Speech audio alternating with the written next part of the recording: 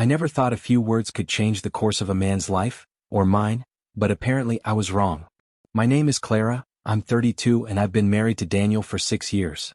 We met in college, fell in love instantly, and I thought I knew him inside out. Calm, gentle, a thinker more than a fighter, he was the type of man who would never raise his voice, never cause a scene, and always take the safe road. I admired that about him, or at least I thought I did, until one night at his office celebration made me see things differently. It was supposed to be casual. A promotion party for his team, nothing fancy. Drinks, laughter, congratulations, the usual corporate gathering. I didn't think much of it, just wanted to support him, smile, be present. I had always believed Daniel would be that quiet anchor in my life, someone I could tease, joke with, push a little, and he'd take it with grace. But sometimes even grace has its limits, even in the calmest hearts. As soon as we arrived, I noticed how naturally he fit into his world of colleagues, bosses, and ambitious peers. He was calm, polite, quietly charming. I watched him laugh politely at a joke made by his manager, shake hands, nod along with the team, and I felt a familiar mix of pride and amusement. Daniel always had this way of making everyone feel at ease without really trying.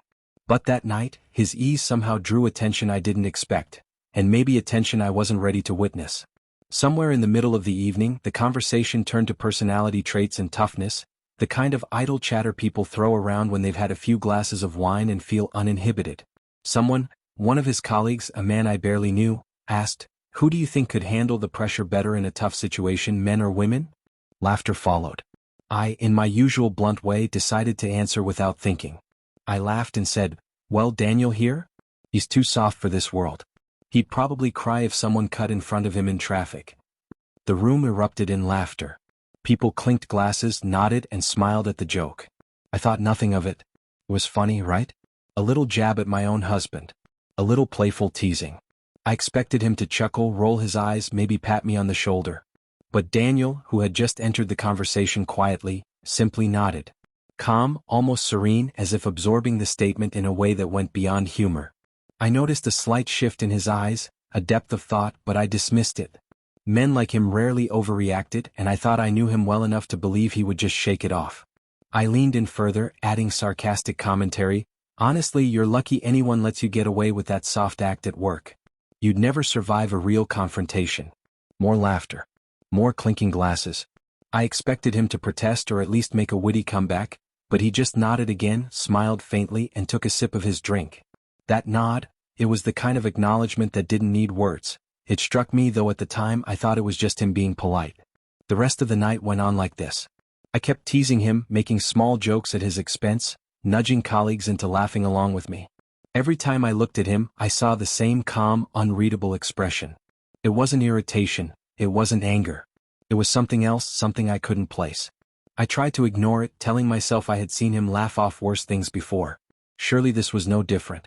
And yet, as the evening wound down, I noticed him linger away from me a little more often, conversations ending abruptly, small silences stretching longer than usual. When it came time to leave, I expected the usual scenario.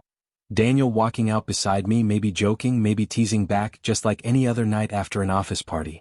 Instead, he stood by the car, briefcase in hand, a quiet dignity in his posture that made my stomach twist. "Ready?" I asked, trying to mask the slight tension I felt creeping into my chest. He nodded. Quiet. Controlled. No smile. No small talk. Just a nod. On the drive home, the silence was heavy. I tried to break it with casual remarks, commenting on the party, asking about his colleagues, trying to elicit a laugh, anything to bring back the normal rhythm. He replied in short, measured words. Not angry, not hostile, just distant. And then he finally spoke, his voice calm but firm. "Clara, I think it's time we talked about something serious." My heart raced. I expected a simple reprimand, maybe a joking correction about my teasing. But the tone, the weight of his words told me this was far from ordinary. I don't know if I can be that man you want me to be," he said quietly. My first reaction was confusion. I blinked, trying to understand. "What are you talking about?" "You're amazing, you're strong, everyone knows it," I said. His eyes met mine, unwavering, and he simply shook his head. "I've always been calm, I've always been patient, but I realize now that sometimes calm is mistaken for weakness. And if I stay here, I will always be treated as someone who can be pushed, someone who will never be enough for the expectations around me."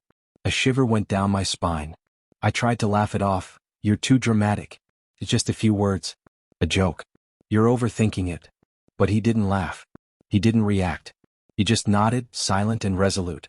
I realized then that my playful teasing, my jokes, my constant little barbs, had been quietly shaping a distance between us that I had ignored for far too long. By the time we arrived home, he had made up his mind. He put down his keys, looked at me with a calm finality and said, "I'm not angry, Clara. I'm just done." The words didn't hit me at first. I thought he was still softening the truth, that tomorrow he'd be back, that this was temporary. But deep down, a small, terrifying part of me understood. This was different. He wasn't walking out in anger or shouting. He was leaving with dignity, silently, permanently, on his own terms. That night, I lay awake, scrolling through old memories, trying to rationalize what had happened. All the little jabs, the teasing remarks, the jokes at his expense, they replayed in my head. Each one now felt like a small chisel, slowly eroding the foundation of a relationship I had assumed was unshakable. The man I thought was too soft, too mild, was stronger than I had ever given him credit for, and for the first time, I realized the gravity of underestimating someone's quiet strength.